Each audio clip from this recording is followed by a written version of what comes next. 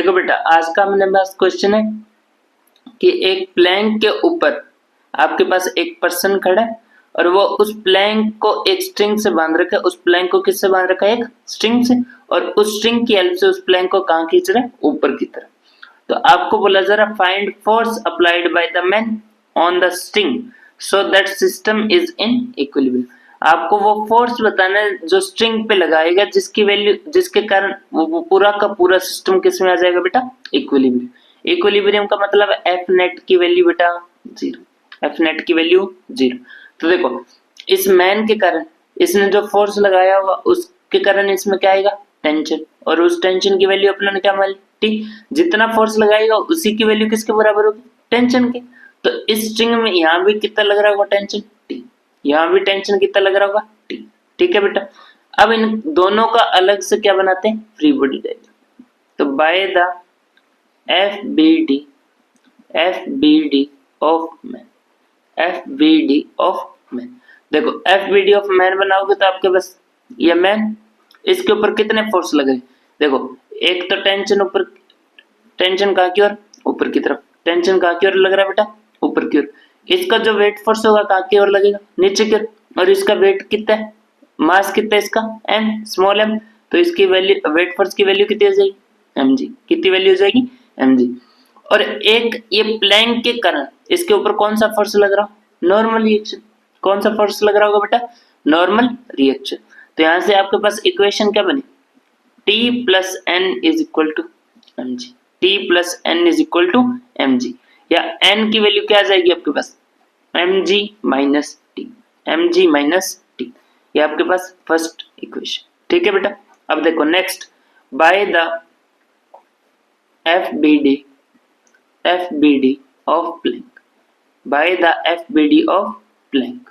तो by the FBD of plank, plank की FBD बनाओगे तो ये आपका प्लैंक, और इसके ऊपर इस प्लैंक का जो वेट फोर्स होगा वो कहाँ की ओर लगेगा? नीचे की ओर। और कितना लगेगा? Capital M into g. Capital M into जी। ठीक है। और इस स्ट्रिंग के कारण टेंशन कहाँ की ओर लग रहा है बेटा? ऊपर की तरफ।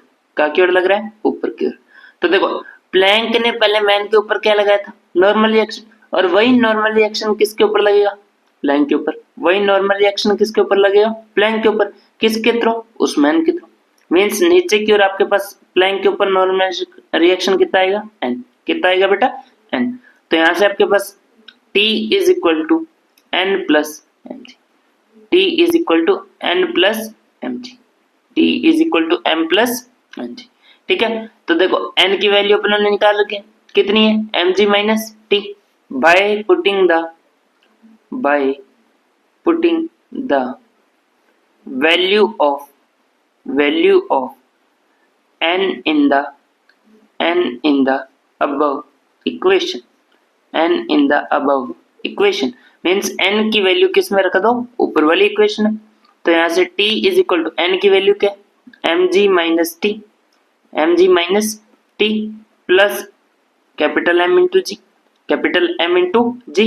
यहाँ से माइनस का टी इधर आके प्लस का t, means t plus t is equal to, इसमें से क्या चीज कॉमन आ सकती है? जी। और ब्रैकेट में क्या बचेगा बेटा? m plus m। m plus m।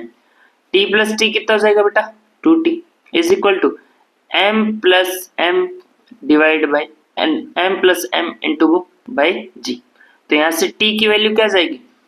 m plus m into g divide by 2। ये किसकी वैल्यू होगी? टेंशन फोर्स की, जो कि कौन लगा रहा था? मैन। किसके ऊपर? उस स्ट्रिंग के ऊपर। कौन लगा रहा था? मैन। किसके ऊपर? उस स्ट्रिंग के ऊपर। ठीक है बेटा, ये था अपना आज का क्वेश्चन। Thank you.